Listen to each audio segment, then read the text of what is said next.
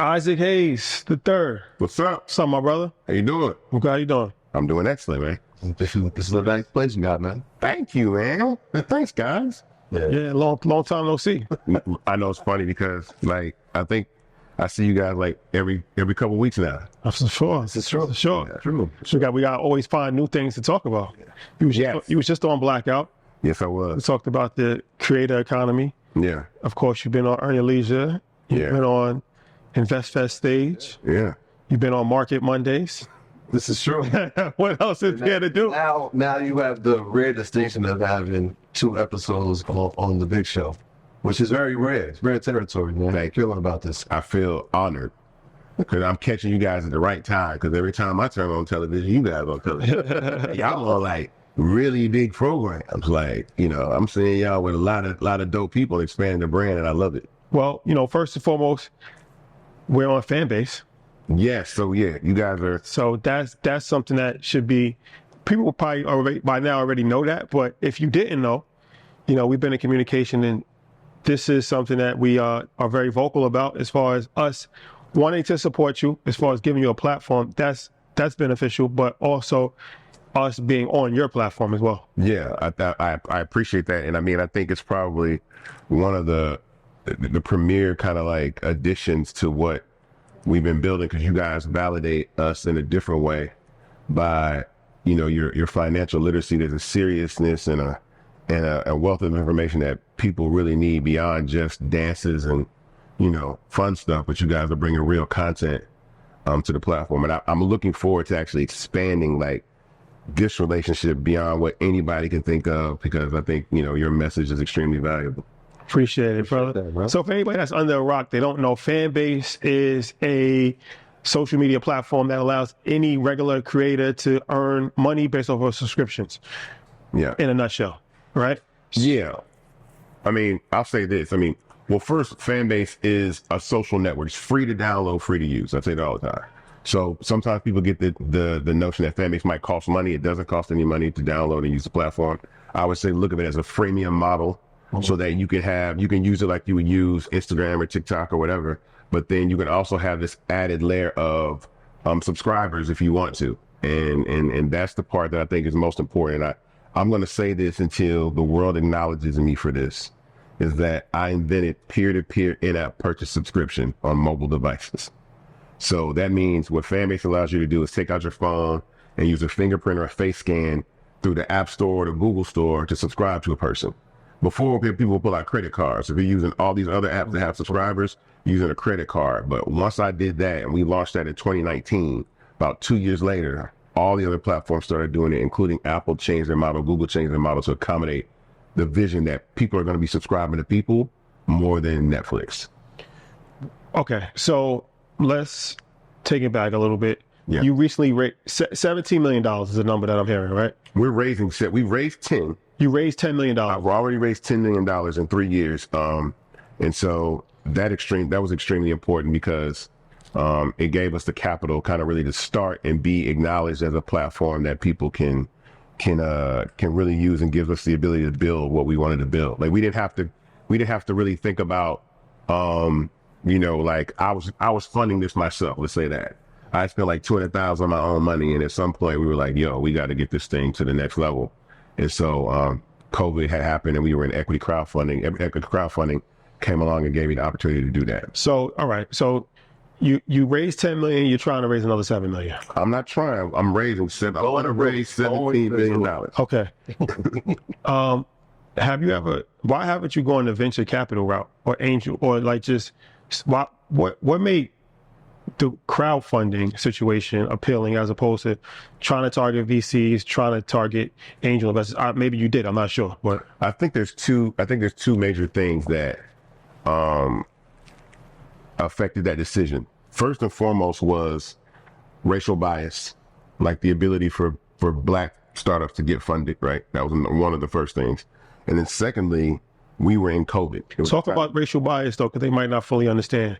So in 2023, Black startups received, I think, 0.69% of funding, right? And that was like so low. It was down from like 1.5% out of all capital. So out of all the capital that VCs invested, they invested almost a little over 0.5% into Black founders in all areas. So when you think about that's like 99.5% going to other people that are not Black.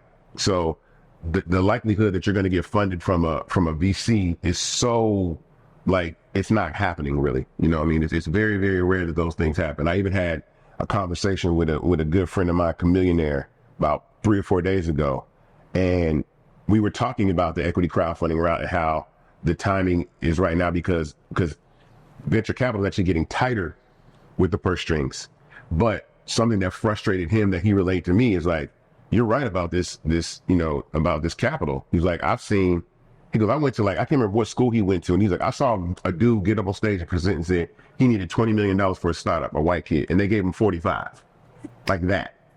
Imagine just going into a room saying, I need $45 million to build my company. And somebody just cutting you a check saying, here, go do it. Like, they're not doing that for us. Like we're not getting those looks. Yeah, that doesn't exist in our world. So, I mean, when people hear raise, right, you raise the 10, you're going to raise the 7, either 17. A lot of people will look at, well, why do we need the 17? Right? They don't understand the capital, how capital intensive this could be. They know scaling. So what is the determining factor when you say this is the number we need to get to, right? You could have said, let's raise 27. Was it a realistic thing, or was, from a scalability standpoint, this is where we want to be at this point in our company? So we came up with a 3-year plan. So up until this point, we funded Fanbase and been able to build the company at a steady pace. But right now we're in scale mode as opposed to startup mode. We're no longer a startup, in my opinion. We're trying to scale the company. So to do that, we actually have to build functionality and build faster to keep up with the demands of what users want, especially if we want to capitalize on exactly what's going on with creators and monetization. So first and foremost, 17 million was a number because we're valued at $160 million now. So when I first launched the company, we were valued at 20 million. Then I did a raise of 50. Then I did a raise of 85 million. And now this raise right now is valued at $160 million. And so roughly about 10% of the company is up for investment to the general public on startengine.com/fanbase, if you can see this. So for that reason, we wanted to be able to, what I say, accommodate what users want and scale. So there's a lot of things that go into building a startup. Like, this stuff is expensive. I know, and you guys know more than anything, and tech is extremely expensive. And so, so to scale the company, first thing we want to do is focus on scaling our functionality, our productivity. So right now, let's say I have a team of 25 developers, right? We're going to be able to triple that. So now we'll have 75 developers. We'll double that, or triple that. We have 75 developers that can actually help, build this. And so when I tell people that come to Fanbase and say, oh, well, Fanbase doesn't have X, Y, Z, or we want this, I'll tell you, if you want dark mode, invest in Fanbase. If you want carousels, invest in Fanbase. If you want the same functionality that TikTok has and all these platforms have, this raise will give us the ability to catch those platforms without a doubt. Like, with the development, I will be able to catch them. But then there's another thing that we want to do is go beyond the innovation that we see that other platforms aren't doing, that they're just not capitalizing on. And so they're missing that mark. Is there a point in the development process, because technology does move so fast, as you're developing, you have to be almost precise with what you want to do, because if another platform does it, now it's like you're behind the wheel. Now you're the second person or the third or the fourth Fanbase. I mean, the fourth platform that has something, now it feels like it's old, and I have to figure out how to innovate again. Is there how frustrating does that get? That's not really frustrating, because honestly, a lot of these platforms, what I've noticed is that they don't innovate. The advantage that I think, which is so important about what we're building, because as a Black founded company that's not Black only, which is extremely important that I have to say, because the media will try to say, oh, because it's built by somebody Black, it's exclusively for Black people. And sometimes we get pigeonholed to that. But what I noticed is that, when I started getting into this space and seeing that my ideas, what we had, and a lot of the things that we filed, like 7, 8 patents for some of the functionality that we've done. So when I saw that, I was like, it isn't these guys aren't any smarter than us. They just got the money. But what they do is they put a product out there and say, here guys, play with it. make this cool stuff cool. Oh, you want DMs? Oh, they want DMs. Give them that. Oh, okay. They want retweets? Give them that. So it's just money. It's not about innovation. We're the ones that come up. Kids, Black culture, we're the ones that come up with all these things that people talk about all the time that get put into social media products. We're the ones that bring those into these spaces, but we don't own them. So that's the reason why I was like, okay, if it's just money, then let's go get the money. And then now we have a company that rivals the TikToks and the Instagrams of the world, at least by functionality. Now, execution is one thing, but I don't doubt our ability to do that. But at least we've leveled the playing field for people can make a decision. So 17 million, what does that do to the landscape of like Black startup tech companies? Like, is this something that can be used as a landmark? How will this change the dynamic for Black entrepreneurs that are in tech that's trying to raise capital? So from a social media standpoint, it'll be pretty impressive because in tech, there are a lot of startups that are founded by Black people that often receive funding and they raise lots of money. But two of the most important things that I see are the control of the company and the equity of the company. So I can name, I'm not going to name names, but I can name companies where startups will raise $100 million, but 99% of the company is owned by institutional investors, and then they force the founder out. And great, you get to walk away and say, okay, I made 20, 30 million in tech. I'm a tech founder, but you didn't make a dent. My idea with equity crowdfunding and the way that I decided to do Fanbase is I wanted something that I could be intentional about and build and create generational wealth by allowing people to invest, but also people be able to monetize their content. So from the social media standpoint, we never been here before. And I talk about this, like I was just saying today, if we don't get this right, and by means of Fanbase, I don't know, we can never have a conversation that we didn't have the opportunity to really take control of an infrastructure and social media and do that, because we haven't. I've been researching the companies right now in existence. I can only find 9 Black founded social media apps in existence. And out of all 9, there's only one that is not directly geared towards the Black community. And that's Fanbase. I'm building this as if I'm building something for the entire planet, as opposed to that. And then on the the equity crowdfunding side, this is unprecedented because I'm the first Black man to raise 10 million in the Reg CF space, which is the level where we were at before, where I raised the 10, and the 17 is something called a Reg A plus round. And so that's a whole different level of investment, a whole different level of compliance and stuff that we had to do with the SEC. So I'm proud to do that. So all this is unprecedented. It should really shape the mold and really change the way that people think about how they scale and build their companies, because I see often at times people don't have the money to really retain ownership of their company. So I'm trying to retain as much ownership of this. So then down the line, if we do need to raise, let's say 300 or 400 million, right? There's the equity to be able to do that, but also give people the opportunity to invest. So this is a watershed moment, I say. Yeah, one of the things you talked about was the SEC approval process, and that was really unprecedented. We had a conversation, and then like 2 weeks later, like, I can't believe it happened so fast. Yeah. Talk about that, because a lot of people, number one, probably don't even know what the SEC does and how, I guess, your work ethic and how the company has been raised prior to that point, how it helped in that approval process. So, well, the first thing I'll say is a lot of people that want to raise capital is the way you construct your business. Because me doing this, people have asked me like, oh, okay, cool. Just, can you hook me up with Start Engine so I can go raise money? Like, it's just that easy. And I'm like, it don't work like that. Before I even made it to Start Engine, I had to form my company. I, incorporated in Delaware, to C Corp, and creating stock and all these things that existed, you know what I'm saying? And then I had to make sure that our accounting was together, and I prepared all this. I filed trademarks for Fanbase. This is before any code was ever written, before I ever even met my CTO.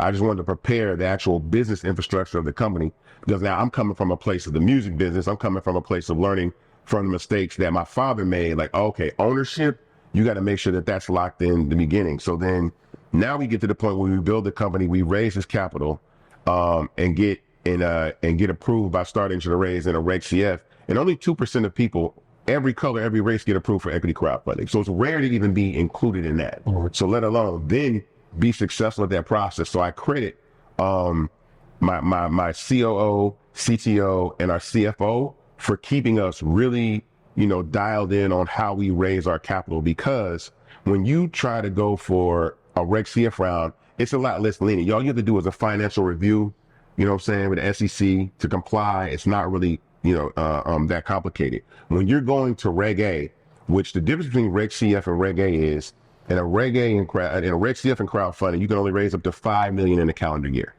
right? And the most that someone can invest in that round is $100,000 at one time. When you go to a Reg A, you can raise up to $75 million in a calendar year, and there is no limit on what someone can invest. Institutional, like accredited investors or non-accredited. So if somebody wants to come along and write a check for $10 million, in the fan base, they can come and write a check for $10 million and take, 2/3 of the round if they wanted to do so. But it's almost like you're going public. It's almost like you're filing to go public. The level of compliance you have to, go through. It's like a 3-month process. Mm-hmm. So we did that process with the SEC and an amazing company called CrowdCheck and our partners at Start Engine. And they were warning us. They were like, hey, look, this whole process with the SEC, it takes like 6 months because every time you submit, they always got some questions. They always want you to do something. And we filed to be able to, launch the round. And the SEC responded with a no objection, which is like, or non-review, a non-review. And they were like, they were surprised. They're like, SEC ain't got no questions. Like, y'all can go ahead and launch the round. And that's just unheard of. And that just speaks to how we've handled our business. Like, I'm very, I hate to say that I have this anxiety as a Black person entering into a space that is not often accepted by Black people. But even one of the things that I do at Fanbase is I don't even take a salary. Like, I've not paid myself a dime to run Fanbase since I launched the company, because it's like, who cares if I pay myself $100,000, $200,000 if that could go towards development. So I wanted to make sure that everything is available. Like, even when you go and file for this, all of your company filings have to be public. So you can go on startengine.com and look, and then go to the SEC and see all our filings. So all our financials, everything has to be open to the public, because you have to give them so much visibility and so much transparency for a round like this. So how do you figure out your valuation? Because you had said something about, I think your company's worth 150 million, something like that. 160. How is that determined? So initially, before, when equity crowdfunding first started, you could just name a valuation, right? And they were like, and then ironically, when I get there, they were like, oh, well, we have some rules now. Now you have to actually find companies that are comparable to your product in the marketplace. And then you can say, okay, since this company raised this capital at this valuation, you may do the same. And so the first thing that I saw is we didn't have audio rooms in Fanbase. But what I first saw was that with 2,500 users, Clubhouse was allowed to raise $10 million at a $100 million valuation off the rip. So I'm like, okay, well, all I need to do is, at this time I was raising $1 million at a $20 million valuation. So we were well below what was needed. And at that time, Fanbase had over 10, 15,000 users. So we were straight independent. So without any institutional capital or any crowdfunding capital, we had 10,000 users. We were already generating revenue. No, these apps haven't started. A lot of these apps haven't started to do that yet. So when you think about certain startups that are out here, you also got to think about you're a startup, then you're generating revenue, and then you're profitable. So those are 3 big differences. And so the fact that we were generating revenue, we had already had a certain number of users, and we were able to compare to other products in the marketplace, like Patreon. I use Patreon as an example. I use this other app called Fanhouse, which ironically, Fanhouse got venture capital backed. They raised $40 million in a seed round, and they were out of business in 18 months. But they don't look like me. I'm saying this for a reason that, we have to go above and beyond. But they spent that money in 18 months and they were acquired by another company. And that company just went and raised $40 million. And I'm like, it's cool though. I know I already know what I'm up against, but I'm cool with that. So as you calculate the amount of users, there's a threshold that you had to, because I always hear you talk about $1 billion company. Mm-hmm. This is a $1 billion company. What's the threshold as far as users? Because what you said is important. Being profitable and having revenue is important. Mm-hmm. So a company, we just saw Reddit go public, right? They haven't been profitable in 19 years. Yeah. Right? Which is, when you think about it, like, wait, 19 years, how are they trading? But you have all those things. So what's the threshold of users, revenue that you have to see to say, all right, this is when we reach our $1 billion valuation? So typically in social media, your valuation is based on total users and then MAU. Because what happened before is, like, let's say a company like Instagram, that you would scale your company because of these companies are based on advertising, they would scale it up to enough users where they knew that they could go ahead and then turn on advertising, and then they could try to begin to make the company profitable. So that's the old model. The old model was build an app, get a bunch of people on it, and then flip the advertising switch and then start to make money. I didn't want to enter the space that way because I always felt like advertising, what I was seeing, experiencing in social media is that advertising was actually limiting the way that people could be visible on social, and people care more about being seen than actually making money. So the fact that advertising limits that, I didn't want to put the limitation of being a company that ran ads. So it changes the way that we're able to value our company, but we still have users. So right now, Fanbase has a little over, almost a little under, we're about 595,000 users, right? With no serious, like, major marketing push.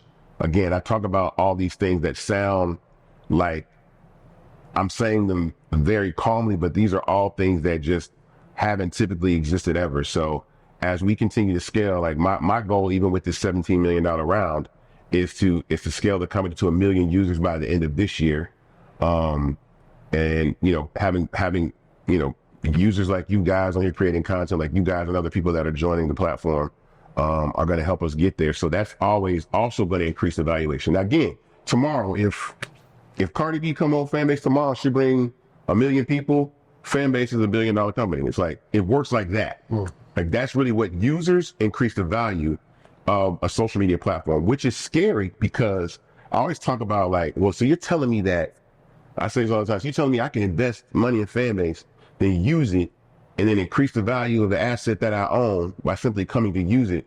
That's like, you're literally, it should almost be unfair, because if I was, and I say this before, I don't understand why people don't understand this, is like, if you're an artist or a musician or an athlete or an entertainer that knows that you can drive people to where you want to be, but you never got a chance to invest in Instagram or TikTok, but you see how powerful those companies are, then Fanbase is the opportunity for you, no matter what color you are, no matter like your age or whatever. It's an opportunity for you to actually have equity in actually a social media platform. So that's what's really going to increase, like I said, increase our valuations, just how fast we scale users. And it's also the velocity in which it's done. So if it takes me 5 years to get to 1 million users, that ain't good. If it takes me 5 months, that changes everything. It's also the velocity in which you raise, raise your You said something about marketing and advertising. In the media space, we brought this up about some of the difficulties that transpire when trying to find ad partners, or even having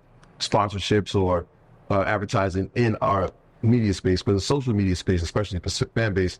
What's that process like for you as far as getting people to come on the app to have advertising? So, well, we have to be careful about how we do that process, because advertising is something that I don't necessarily want to add to the platform, because we're already in a position that we're generating revenue. The part about advertising is we got to find ways for it to be unique. We have to find ways for it to be kind of cool that don't interrupt the user experience, right? And so, and then advertising, again, is like, it's tough because I was watching the Elon interview the other day, and I could tell, like, he was blaming the fact that advertisers also, we're leaving X, but it's also like the environment in which you curate for users. The experience is also, advertisers don't want to be on a platform where there's a bunch of hate speech, racism, pornography, and that's kind of like what X is at this point. So it's kind of hard. And he says, oh, well, you can just, you can decide where you want your ads to run, which is two sides of a problem.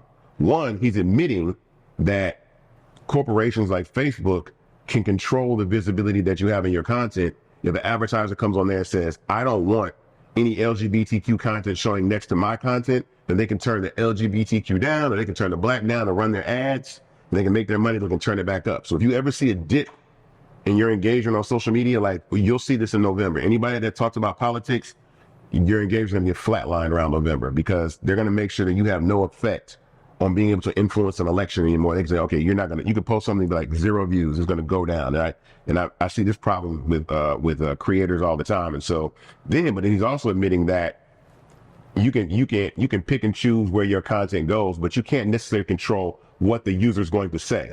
So you can still say, oh, I want my ads to show next to a particular genre. Like I want my ads to show next to people that like sports, which it doesn't mean that somebody's not going to get on there and say something racist or post something foul or whatever, or misleading. So advertising is tricky. That's why I don't like it, because also they control your company. The two things that control your company is either when it's public, the general public, so your stockholders and your advertisers. If I build a company independent of public stock and advertisers, and I can still generate revenue, then I'm always in control of the way that I want my company to be. Fanbase can be as ethically centered as possible without any fail. You know what I mean? We can do the things. If there's things that we want to bring attention to, whatever the cause, whatever the situation is, whatever the time, whatever it is, we can do that, because there's no one that can force our hand to say, we don't want you participating in this, because we control the pockets.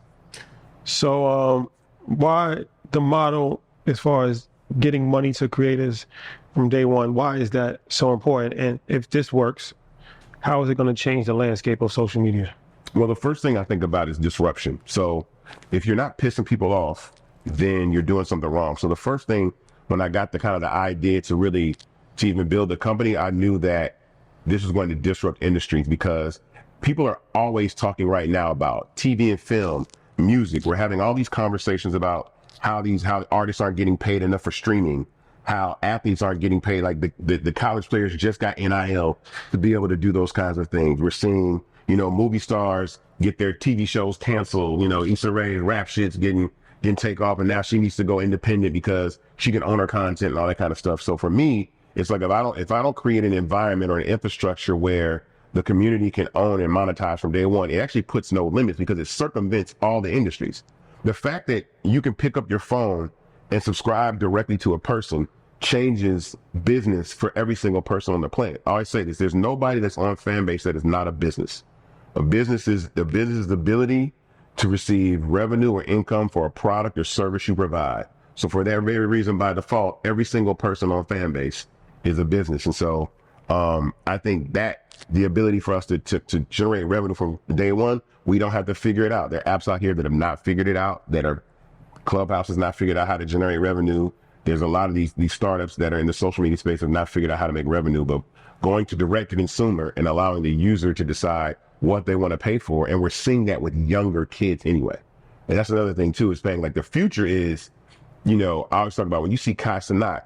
Kai is 20, 21, 22 years old. He has about 85,000 subscribers, making $400,000 a month. I can't see that as a human being and not say, I could do this as an athlete. I could do this as a musician. I don't have to be a gamer.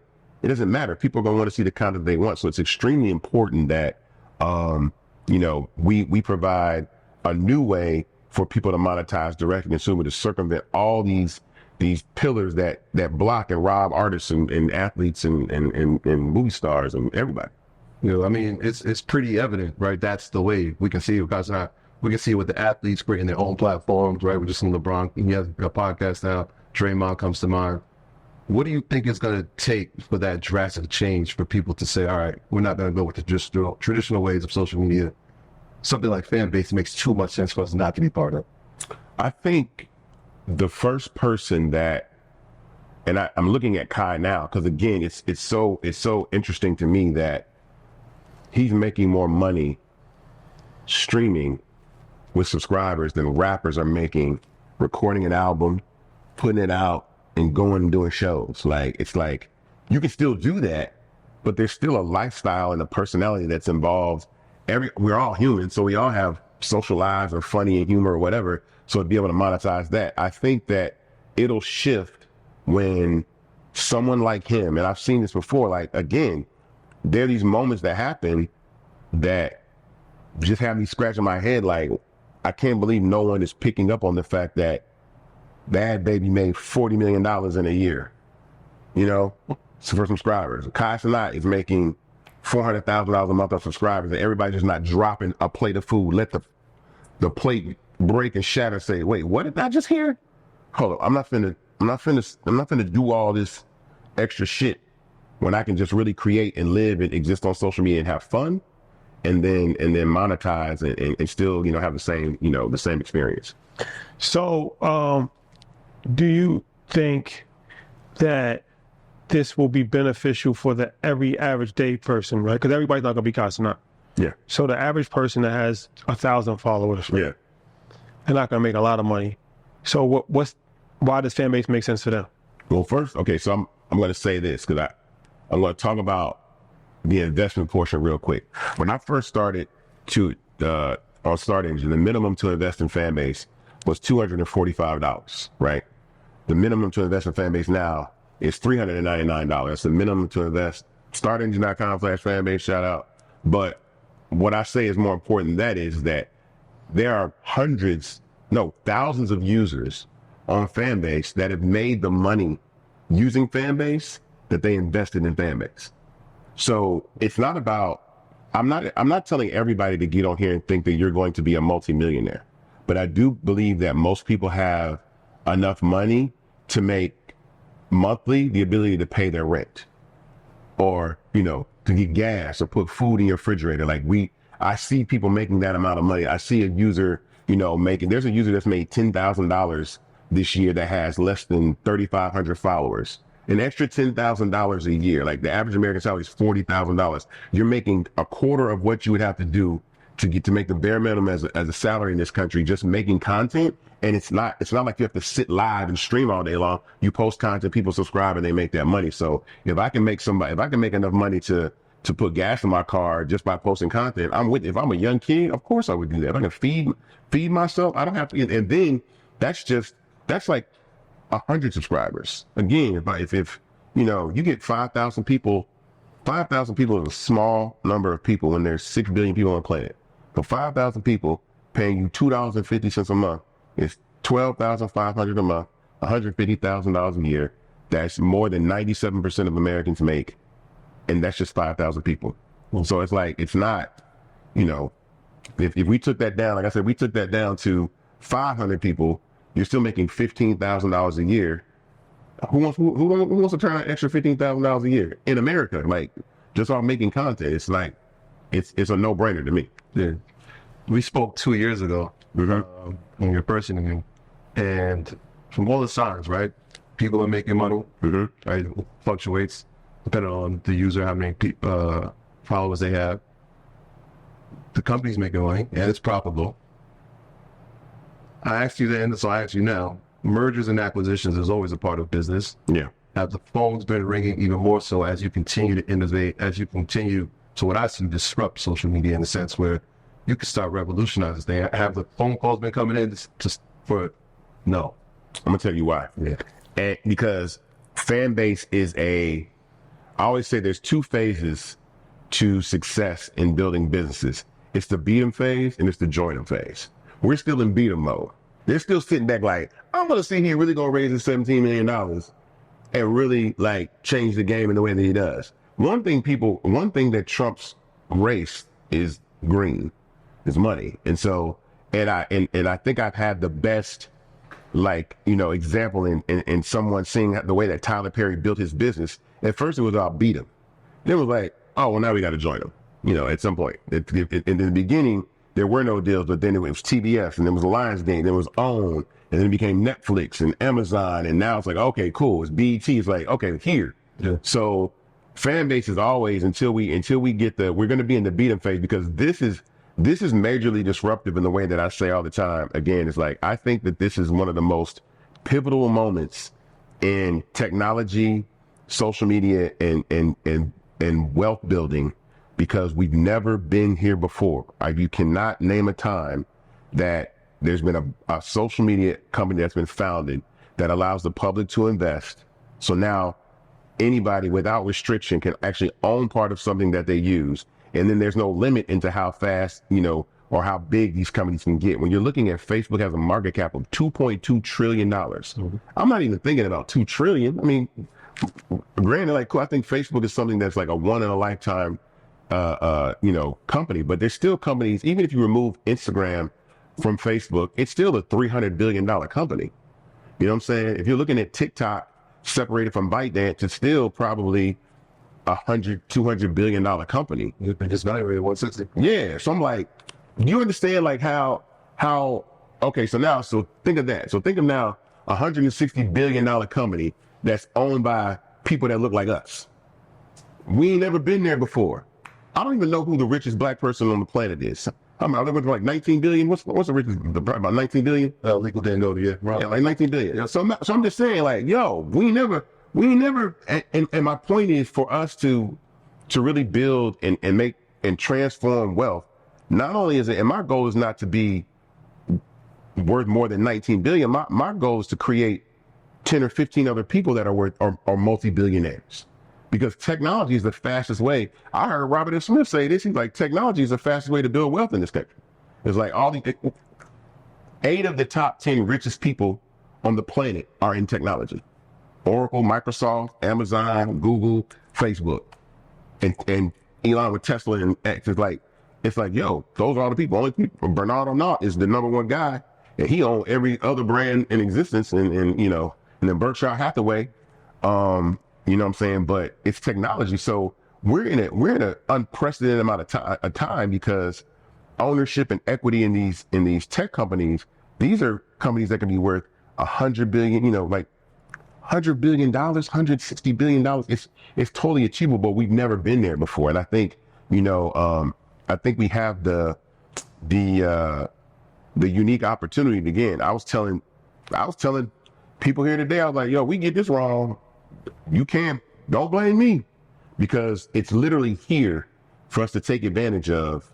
And that's why, the raise that we're doing was so important, because there's no excuses. Once I raise $17 million, I give everybody everything that they want. I give if you want certain songs you want, certain functionalities you want, certain features you want, I can give you that in a year. Like by the end of the year, I can give you most of the things that you want. And then we get to do the things that I want to do. There's some of the things that I talk about. Like we just launched branded audio on web. And I was like, no one's doing that. And that's what I'm saying. Like, man, if they're not doing this, there's so many other ideas that are available that we can do. So like, again, they're going to be in beta phase until they say, okay, now we got to go invest in him, because obviously he's going to keep going. So let me ask you this: what's the path to profitability? Like, how do you make money in the long term, even for investors, right? To know, like, okay, I'm investing in this company, and then eventually they're going to become profitable or sell or go public, because you say you don't like advertisers. So the subscription-based model, that's the only way that you're going to plan to make money? No, that's not the only way. I can't tell you every other way we're going to make money, because there are other things there's layers on top of layers that are built in ways that you can do this, but I'm keeping those a secret, because again, nobody thinks of this stuff. So it's like, oh, okay, cool.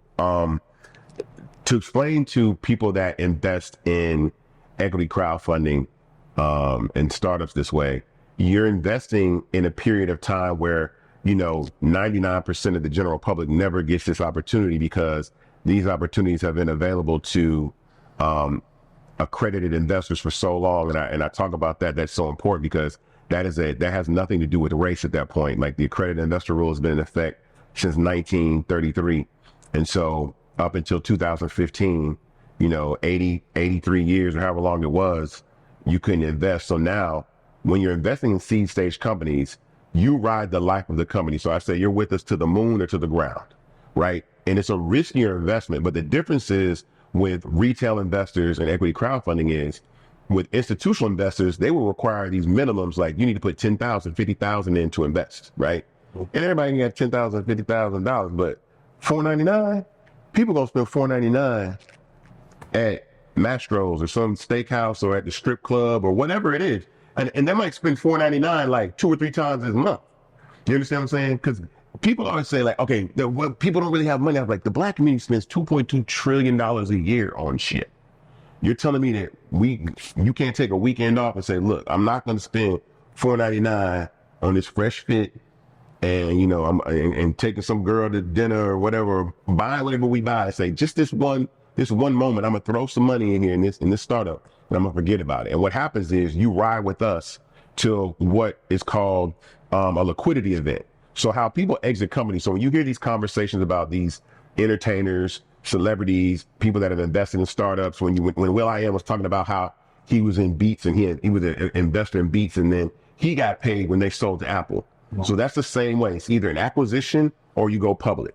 So when you hear people like, okay, Coinbase goes public, whatever, then they cash out their shares. So those are the two eventualities for Fanbase. Is either going public, which is like, okay, cool, we go public, we're putting a portion of the company available for the general public, for retail investors to invest, but that's way after the fact. That's after we already got to $1 billion valuation. It's like, cool, you're gonna see that return on your investment, but it's gonna be way slower than these high risk investments that don't require a lot of capital, or someone that is not, I guess a too big of a competitor will come along and purchase us like outside of what's going on. Because I know Facebook wouldn't purchase us because they're already on the head for trying to buy too much stuff anyway. So someone would be like, all right, cool, we're gonna come along and purchase Fanbase, and then everybody cashes out and walks off into the sunset with a bag. Yeah. Are you finding that?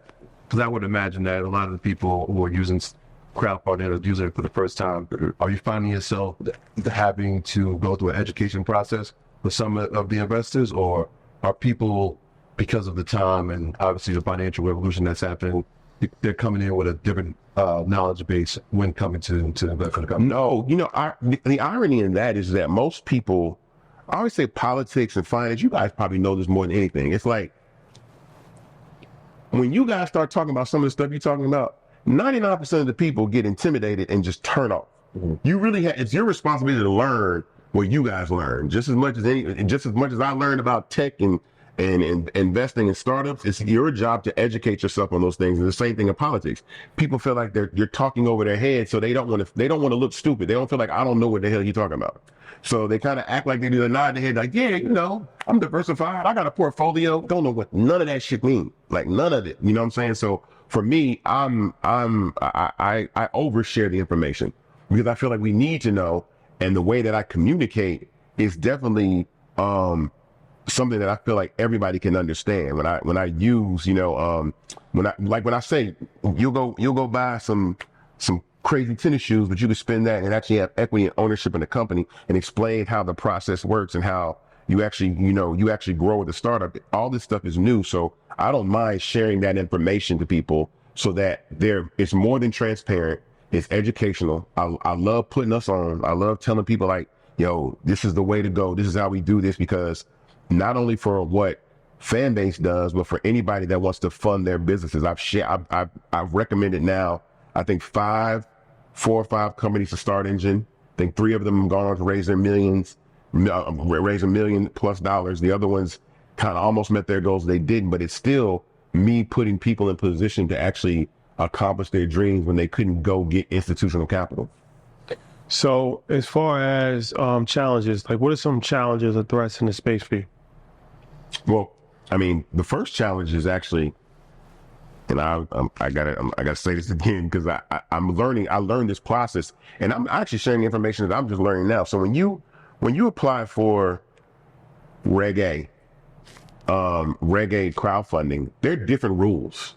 So the Reg CF space is a lot more lenient. So when I did the Reg CF, when I raised that 10 million in the Reg CF, I could go on radio, I could go on TV, I could just say whatever I wanted to say and do what I wanted to do. When you move up to the Reg A space, you are prohibited from going on live television. So so I can never go on CNN or Bloomberg or whatever, or live radio and promoting a raise. You can't do that. You can only promote the raise where there's a clickable link to the raise and a clickable link to that filing that I say that's a disclosure of all the stuff that you did. So that makes it very, very hard. I'm fortunate to be able to be on a program like this, where this is on the internet and on the web, right? But the thing that makes that so difficult is like, those rules are from 1995. Like equity crowdfunding came along in 2015, and I'm still having to abide by rules that were from 1995. So hopefully the SEC sees some way to change that, because it's really hard to raise this type of capital without being able to have other ways other than just knowing people or spending an enormous amount of money creating ads and marketing. I could go run ads on Facebook and Instagram, but a lot of times you spend $200,000 for every $1 million that you raise. So even I was still spending $1 million just to raise the money that I need and running ads, and that doesn't help. So I'm being as shrewd as I can and efficient as I can in doing this. That's the biggest challenge is how we navigate this new level of crowdfunding to be able to do that. Other than that, I think we have to prepare for the things that we don't know. The other, I think, I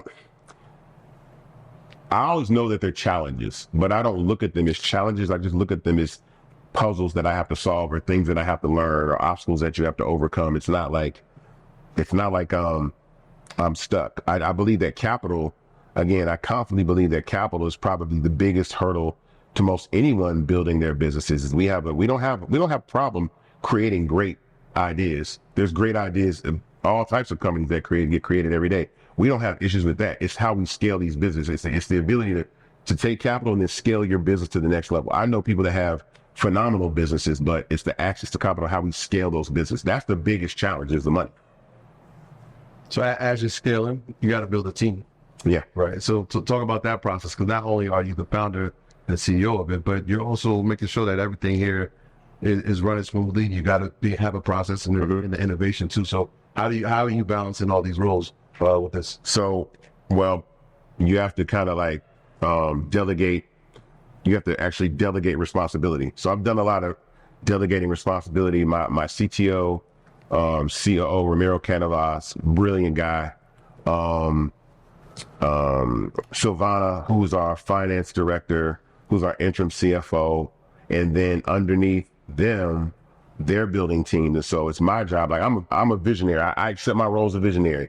I'm the big ideas, the overall general direction of what Fanbase is going to do. But I trust the people that I've brought on board to handle those fine details. But I also educate myself on that process, especially the way that we did it through equity crowdfunding. I say this all the time. Through equity crowdfunding, I know more about my business than most people do, because I got to know the finances. I got to know the corporate structure. I got to know the taxes and the legal. I got to know all these SEC rules and regulations and all these things that most people never think about. They just go get money from some investor and don't realize they're screwed up or what they own. So this raise is also going to help us actually attract more talent. I think we need to be able to hire people that are worth $250,000 a year of salary. Like, we need to be able to hire people that hire people that really know marketing and know advertising and know different forms of development. You know what I'm saying? It's not like, I think the team can build anything, but it doesn't hurt to be able to say, oh, you're the guy that builds algorithms on TikTok or used to work there. Yeah, come over here and build ours, and we'll be able to actually get talent that competes in all these other companies to be able to do that. And that's the most important thing I think people know. I always hear people, they say, well, do you have, well, what about the algorithm, or what about, and I'm like, you don't understand how much all this costs. So, and able to do that, I'm not some guy that can go get 45 million bucks and buy a Ferrari and say I'm a tech founder and not do anything with it. Like, I would spend that money very meticulously. And I know being in Atlanta also stretches our paper crazy, because we're not in San Francisco where, you got to pay people $250,000 salaries just to walk in there, and the real estate's so crazy expensive. And I'm isolated. I like the fact that I'm here. I like that I'm underestimated. So I get to build a team that no one thinks is going to do that, but they have to respect the technology. There's nobody, even when I got off the phone with Chameleonaire, he was like, I gave him some of the other things that we're working on behind the scenes. He goes, this doesn't look like you've raised $10 million. He goes, this is like you've raised 40. I said, I know. I said, that's why I said, you gave me $40 million. You know what I would do with $40 million? I wouldn't, there's nothing, I'm so serious about this, and my tone doesn't change. My energy doesn't change. My commitment to this doesn't change. I really love this, so I don't mind missing out on going to all the cool stuff. This is what I do every day, all day, because I know how important it is for the opportunity for us to put ourselves in position with generational wealth and monetization. So I take it super serious. So, like, for social media, engagement, that's like a big thing as far as, driving you, putting you in the algorithm. So just from just social media landscape, talk about engagement. Like, where did that even come from? How is that game rigged? How the whole engagement play? And then how does your platform relate to that when it comes to engagement? So typically, So social media was really based on following, right? Followers. When you think of MySpace, you think of Facebook or friends, you know, stuff like that. And that was when we were in a time where social media was so much more personal. And I think we're forgetting that this is a young person's game. And so I was laughing the other day. I was like, honestly, we were talking about Freaknik and how, like, for the generation of people that got on Facebook in 2004, Facebook turns 20 this year, right? So when people got on Facebook in 2004, it was probably the first place where you could digitally save your photos. So for anybody on Facebook from 2009 to 2010, it's basically a photo album for you now. It's like where your old ex-girlfriends are, all the stuff you did in college, all that kind of stuff is there. And it wasn't so much about engagement. As we moved as video entered into social media, it's views, right? And those views scale your following. But what happens with advertising is that now that you add video to social media, and again, I'm saying the quiet part out loud, is just simply think of this. Every single person that's on social media that can put video on their page, you are a television network. So for that very reason, however you measure or monetize advertising with television, you can monitor and measure advertising on social media. So if you have 17 or 18 million followers on social media right now, you have the monetary equivalent of Sunday Night Football on NBC. You have that visibility. If you got 100 million followers, right, you have the advertising equivalent of the Super Bowl, right? So Facebook knows that, and the advertisers know that. And so if there was no limit on engagement, then they would bypass these companies and come directly to people to say, hey, while you're doing this thing you're doing on your page, whatever it is, and 100 million people can see you, or 17 million people will do that, hold this can for us. And say, hey, by the way, go buy this. And that's advertising to 17 million people. And the difference is these programs come on one time a week, once a year, right? But imagine being able to reach 17 million people 24 hours a day, 7 days a week. That's the quiet part out loud that I understand people are putting that portion together. It's like we're all moving. Social media is television now. Our behaviors change. So with Fanbase, I want to say following is dead. Engagement is the new king of the hill, right? It's the people want to be seen. And so I would much rather have 1 million people see my video and have 10,000 followers than have 1 million followers and have 10,000 people see my video, which is happening now. Which more people are like, yo, I got 15 million followers, and every time I post a video, I get 86,000 views. I want to flip it. You know what I'm saying? I want people to have 1.5 million views and have 86,000 followers, because we don't show people content based on who follows you. We show content based on the things that you like, plus who follows you. So your following is already guaranteed. Isn't that already how social media works? No. It's based off of what they think you would interact with.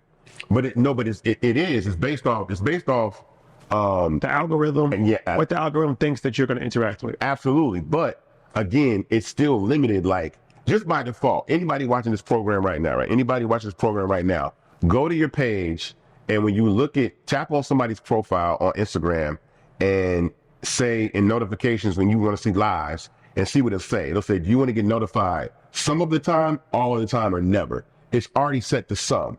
So that means every time somebody you follow goes live, they're not notifying everybody that goes live. By default, they're suppressing your content by default. Because again, they have to limit your visibility.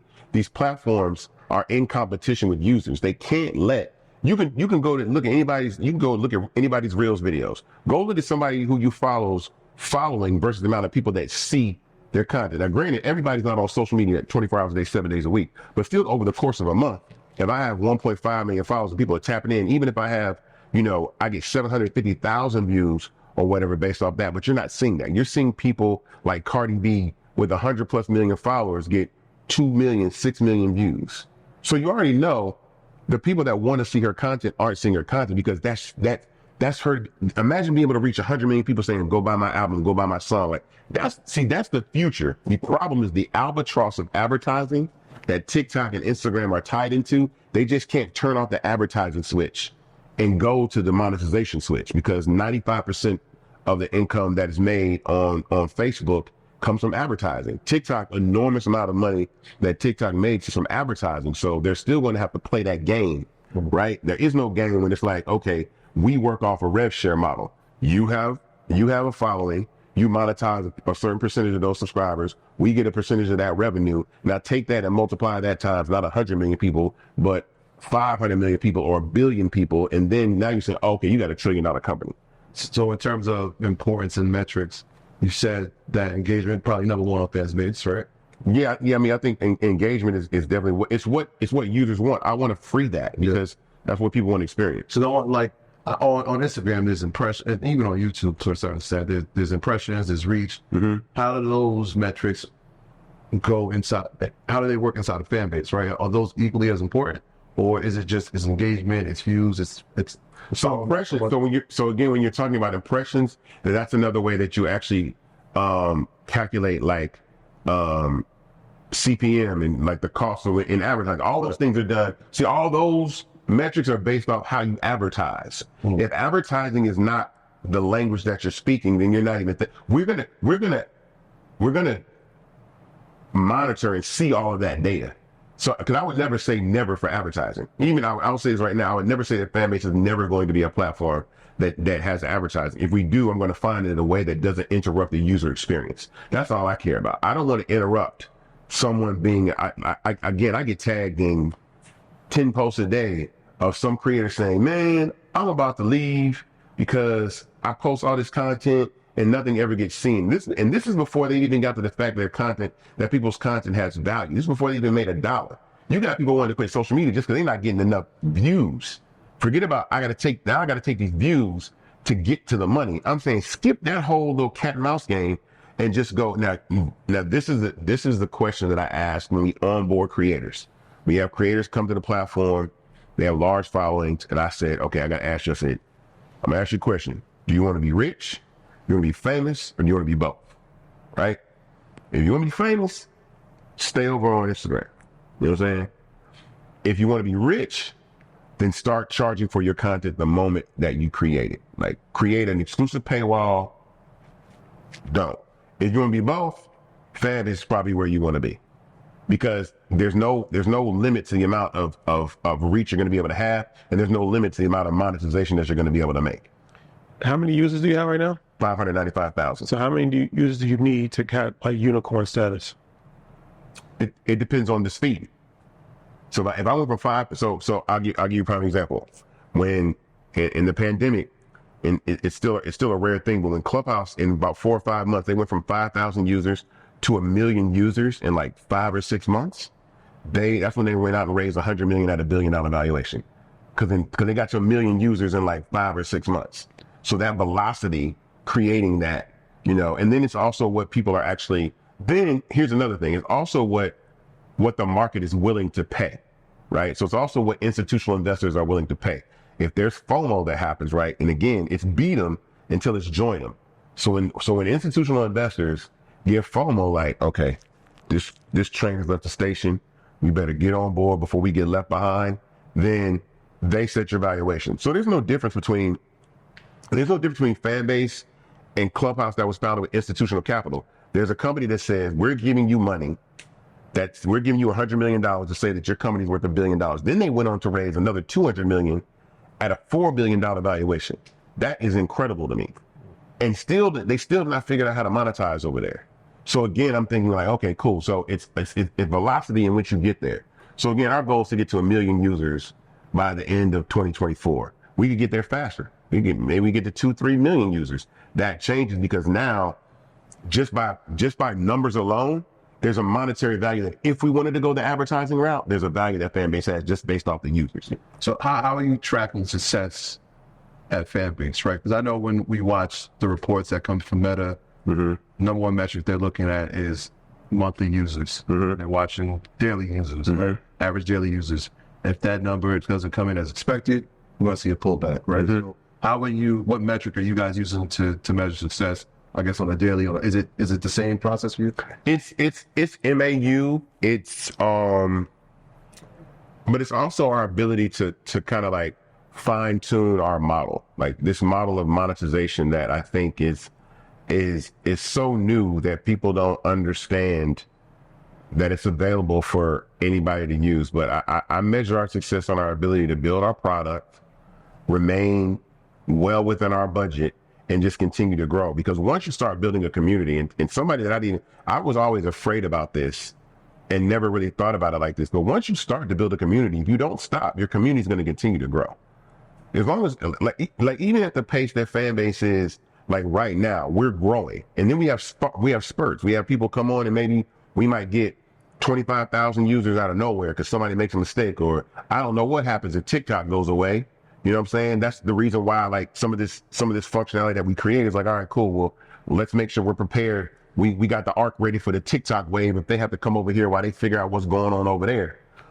So I measure our success by our ability to effectively execute our revenue model and then continue to keep people on the platform. Now, one thing I say about Fanbase, because we do have audio that makes us a little bit unique, is that audio, and I talk about the audio creator space, and I think that's something that people are missing out on, and I think people want to tap into more because it only requires one of your senses. Things that require less of your attention but still can keep you engaged are also things that I think, that's why I think podcasts are so good. You know what I'm saying? I think audiobooks are so good because it's like, I can drive and listen to an audiobook or stuff like that. Mm-hmm. So I measure that also by retention. So people are spending 45 minutes. At one point, people were spending like an hour and a half a day on Fanbase. And I mean, you'll go to websites and you'll go to current websites and people are spending 4 minutes on Nike.com. Like, 4 minutes on TMZ, 7 minutes looking at articles or whatever. But you can hold, when you can keep, again, for advertising, when I can keep you on a platform for an hour and a half, 45 minutes a day, we're up there with you. That's YouTube stickiness. It's watch time. Yeah. So, all right, my brother, I'm going to let you close it out with this. What, in 10 years from now, right? Yeah. Where do you see yourself? Where do you see Fanbase? And where do you see the creator economy? Okay. Where do I see myself? I see myself probably, if I want to be, if I'm what I think about and how I speak about affirmative, I see myself as a successful tech founder that has founded multiple startups, that owns some sports franchise that's in Atlanta that needs to win a championship. I don't know which, but we need, the Hawks need a title. I like basketball. We need a chip. So I would say I see myself as a multi-billionaire startup founder that owns the Atlanta Hawks, that will do whatever it takes to bring a chip to the city. I see Fanbase as a multi-billion-dollar company, just coming out of an acquisition or going public on the stock market, and cashing out for all the investors. And I think the creator economy is going to be $1 trillion business, because I think that everything is going to go from direct to person. I think there's like, like I saw Leo Cohen talk today about how, the music streaming is going to go from, 600 million users to 1 billion users by 2030, just in music streaming alone. So as we get younger, and kids that are so used to living their lives in a digital space are going to do digital transactions, they're going to communicate virtually through the internet. I just don't see a world where people are using credit cards to subscribe. I see a world where people are using their apps to acquire content and things that they want, but in like such a fast pace and a real time that, there's no limit to what people can do. It's pretty scary because, again, I just think about the opportunity that's there, but I'm optimistic about it because there are no limits. Like, there's nothing stopping anybody right now. Like what Fanbase is right now, there's nothing stopping anybody to say, cool, come here, hit this button, a screen pops up, hit subscribe, and you get paid from anybody that's in 190 plus countries and territories that Fanbase is in on iOS or Android and actually making money. That's scary because when I saw this thing on NVIDIA, on the job, watched the NVIDIA rollout with the robots and all the chips and stuff they built. With the black glove? Yeah. Bro, I was saying, well, there goes your job. He said something. I was like, all them jobs is gone. He said, he said something that the chip does. I was like, oh, that whole sector's gone. Like complete sectors of the industry are going to be wiped out. And we're seeing massive layoffs in all these tech companies already, and the music business, and TV and film. Like those 3 sectors, they're laying people off already. So 10 years, oh yeah, AI gonna be. If you don't have your own direct to consumer play, I don't know who gonna be working with who. I don't know what, but my suggestion is, as I always say, start monetizing your content in some way, because at least you'll be ahead of the curve. I know people want to be famous. I know people want to be seen, but you also got to understand that all this energy that we put into the stuff that we do has value. Monetize it, and you can do that on Fanbase. And so what's the website? What's that? Oh, startengine.com/fanbase to invest. Again, I'm going to tell you guys, like, this is probably one of the most pivotal times in technology and social media that I've ever seen, because we're right here. And I'm specifically speaking to Black culture, right? If I had that, if I was like, if I'm here and I'm having that conversation with Black culture, I'm telling you that we make all these platforms have their value. Like, we give these platforms the things that make them cool. If you listen, you cannot market and promote anything as being cool without the assistance of Black culture.